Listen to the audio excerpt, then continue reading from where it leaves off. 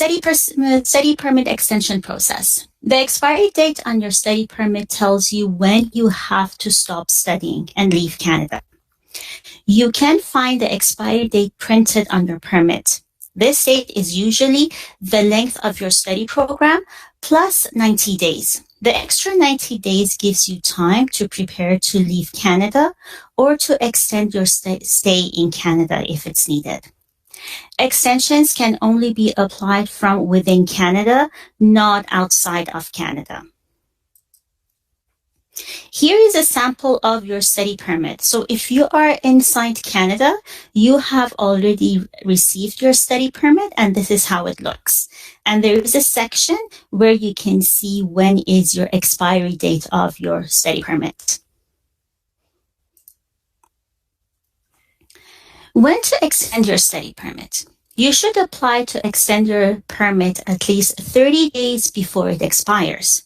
You have to make sure that your passport doesn't expire at the same time, because you cannot extend your study permit beyond your passport's expiry date.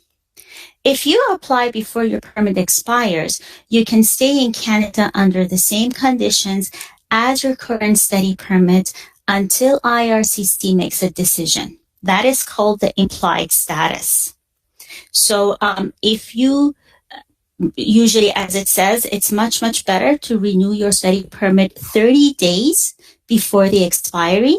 So if you do that, you can continue studying. You can keep all the conditions as the time that you had your study permit, and you can continue studying. You are under implied status.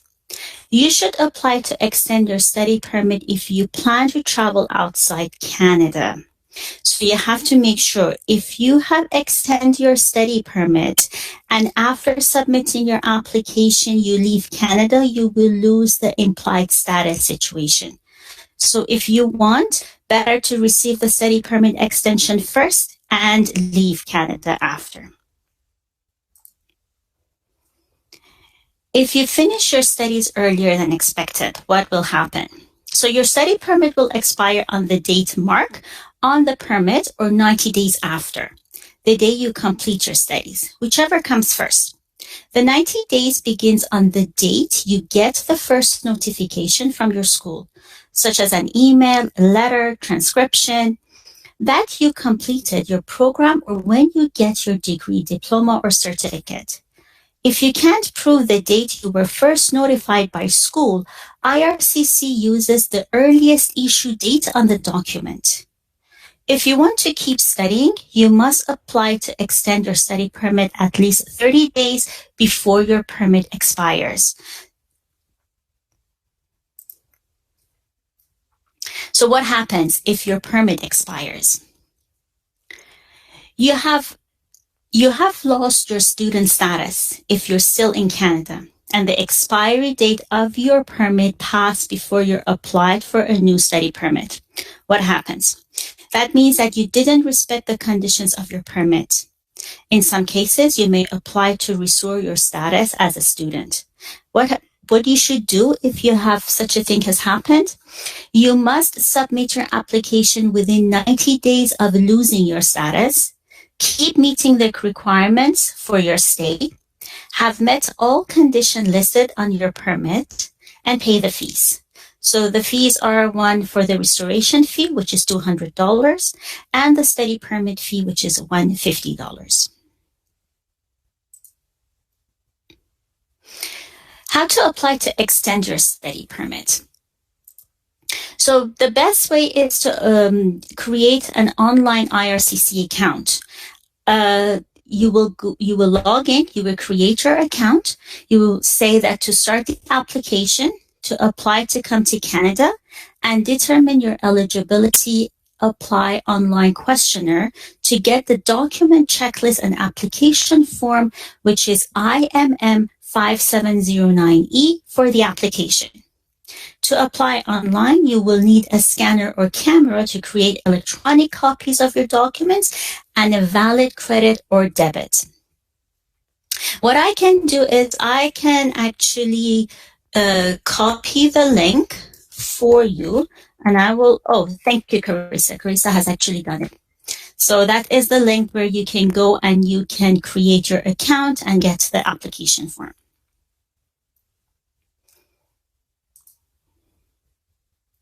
So what are the documents needed to apply for your study permit extension? Letter of enrollment. So again, there is a link where you can go to apply from the college to request for an enrollment letter. You need to request it online. And thank you, Carissa, again. She has typed it in the chat box. You need to request it online in order to get an enrollment letter. Or if you are, you need to have an acceptance letter if you are in your first semester, or you are going to you are going to start your first semester.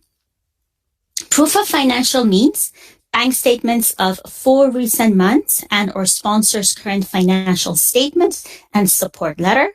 Passport, copies of your first page with details, any pages with Canadian visa stamps, digital photo, which is a passport size photo, your application form, which is the application of IMM 5709E.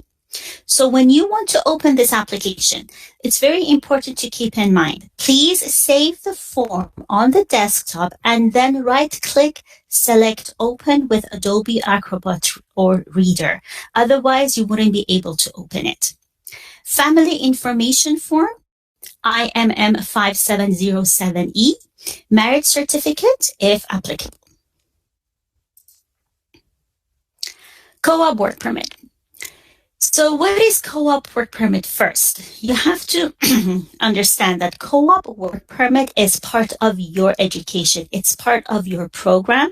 It's not an employment. So don't mix co-op work permit with employment.